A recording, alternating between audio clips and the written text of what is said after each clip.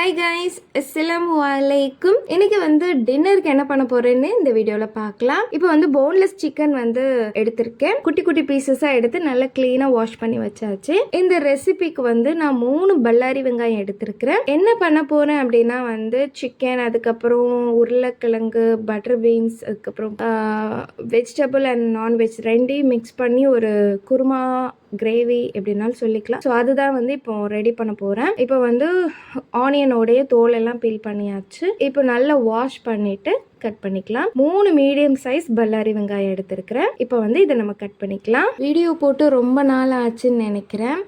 ஏன் வீடியோ நான் தொடர்ந்து போடலை அப்படின்னா, ஷாசிலுக்கு ஸ்கூல் இருந்தது, எக்ஸாம் இருந்தது. ஸோ அதனால தான் என்னால் தொடர்ச்சியாக வீடியோ போட முடியல. இப்போ ஸ்கூல் எக்ஸாம்ஸ்லாம் முடிஞ்சிருச்சு. இப்போ குவார்டர்லி எக்ஸாம் ஹாலிடேல இருக்காங்க. இன்ஷா அல்லாஹ் ஸ்கூல் ஓப்பன் ஆனதுக்கப்புறம் daily lunch box series video வரும். கண்டிப்பாக பாருங்க. அப்பப்போ இடையிலே வீடியோ ஷேர் பண்ணிட்டு தான் இருக்கிறேன். தொடர்ந்து சப்போர்ட் பண்ணுங்க. இப்போ ஆனியனை நான் நல்ல ஃபைனாக இந்த மாதிரி பொடிசா சாப் பண்ணி வச்சுட்டேன். இந்த ரெசிபி நம்ம யூஸ்வலாக கறியெல்லாம் தாளிப்போம் இல்லையா, அந்த மாதிரி தான் தாளிக்க போகிறேன்.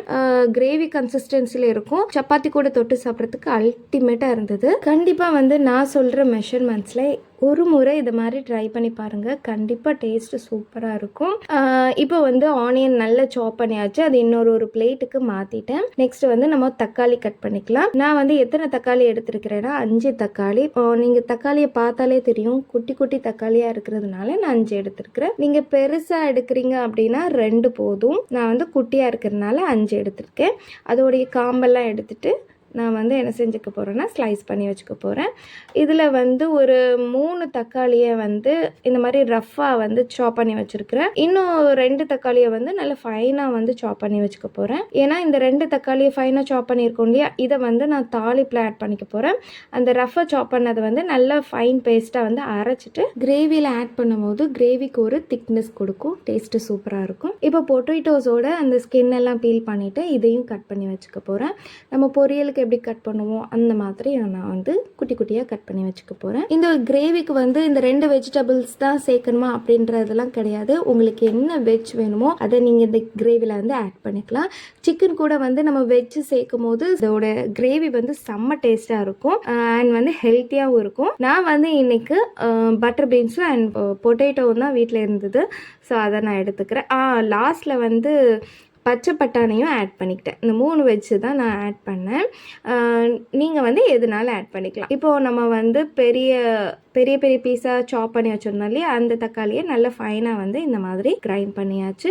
இப்போ நம்ம தாளிச்சிக்கலாம். குக்கரில் 2 டேபிள் ஸ்பூன் நெய், 2 டேபிள் ஸ்பூன் குக்கிங் ஆயில், கொஞ்சமாக வெங்காயம் ஆட் பண்ணிவிட்டு அதில் 2 பீஸ் பட்டை, 2 கிராம்பு, 3 ஏலக்காய், கருவேப்பிலை, 1 table spoon ginger garlic paste add பண்ணிவிட்டு நல்லா ரா ஸ்மெல்ஸ்லாம் போனதுக்கப்புறமா 1 டீஸ்பூன் தனி மிளகாய்த்தூள் போட்டு தாளிச்சுக்கோங்க. இப்போ நம்ம மிச்சம் வெட்டி வச்சுருந்தோம் இல்லையா வெங்காயம் தக்காளி, அதை ஆட் பண்ணிக்கலாம். 1 பச்சை மிளகாய் ஆட் பண்ணிக்கலாம். 1 டீஸ்பூன் சால்ட் ஆட் பண்ணிவிட்டு 2 செகண்ட் நல்லா வதக்கி விட்டுக்கோங்க. இப்போ நம்ம அரைச்சி வச்சுருந்தோம் இல்லையா தக்காளி பேஸ்ட், அதை ஆட் பண்ணிக்கலாம். ஆட் பண்ணிவிட்டு இதோட ரா ஸ்மெல்ஸ்லாம் போகிற அளவுக்கு நல்லா வதக்குனதுக்கு அப்புறமா கொஞ்சமாக புதினா லீஃப் ஆட் பண்ணிக்கோங்க. கிரேவிக்கு நல்ல ஒரு வாசனை கொடுக்கும். அதுக்கப்புறமா நம்ம சிக்கன், அதுக்கப்புறம் பொட்டேட்டோ, பட்டர் பீன்ஸ் இதெல்லாம் ஆட் பண்ணிக்கலாம். 2 டேபிள் ஸ்பூன் குழம்பு மசாலா தூள், 1 டீஸ்பூன் கரம் மசாலா தூள் ஆட் பண்ணிவிட்டு நல்லா மிக்ஸ் பண்ணிவிட்டு இதில் ஒரு 1/4 கப்பு நான் கர்ட் ஆட் பண்ணிக்கிறேன். நல்ல க்ரீமியாக இருக்கும்.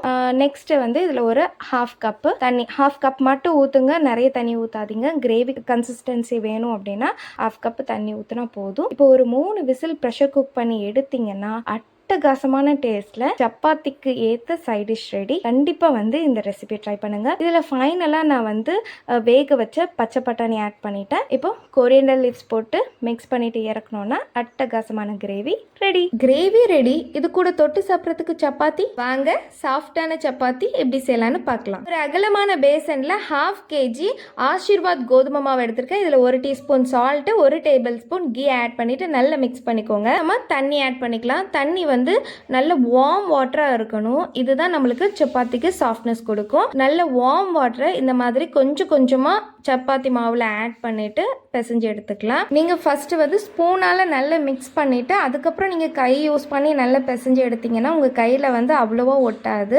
ஒரு 10 நிமிஷமாக நல்லா பிசைஞ்சு ஒரு சாஃப்டான டோவாக வந்து பிசைஞ்சு எடுத்துக்கிட்டேன். பாருங்கள் இவ்வளோ சாஃப்டாக இருக்குது. மேலே வந்து ட்ரை ஆகாமல் இருக்கிறதுக்கு கொஞ்சமாக ஆயில் அப்ளை பண்ணிவிட்டு இதை வந்து நம்ம ஒரு 10 நிமிஷம் ரெஸ்ட் விட்டுட்டு நம்ம சுட ஆரம்பிச்சிக்கலாம். பாருங்கள் எவ்வளோ வந்து சாஃப்டாக இருக்குது. இப்போ இதிலிருந்து கொஞ்சமாக ஒரு போர்ஷன் மட்டும் எடுத்துக்கோங்க. நல்ல உள்ளங்கையால் ஒரு பால் ஷேப்புக்கு உருட்டிட்டு நல்ல கிராக் இல்லாமல் உருட்டிக்கோங்க. இப்போ ட்ரை மாவில் தொட்டுட்டு நம்ம தேய்ச்சி எடுத்துக்கலாம். தேய்ச்சி எடுக்கும் போது வந்து நல்ல அழுத்தம் கொடுத்து தேய்க்கக்கூடாது.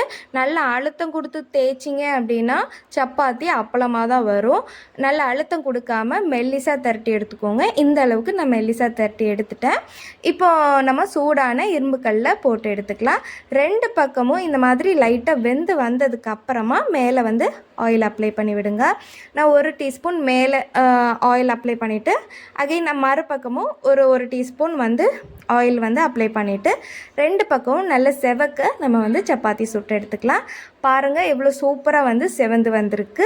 அவ்வளோதான், சூப்பரான சப்பாத்தியும் ரெடி. சப்பாத்தி செம்ம சாஃப்டாக இருந்தது. சப்பாத்தி கூட தொட்டு சாப்பிட்றதுக்கு இந்த கிரேவியும் அல்டிமேட்டாக இருந்தது. கண்டிப்பாக இந்த ரெசிபியை ட்ரை பண்ணி பாருங்கள். இந்த வீடியோ பிடிச்சிருக்குன்னு நினைக்கிறேன். தேங்க்ஸ் ஃபார் வாட்சிங்.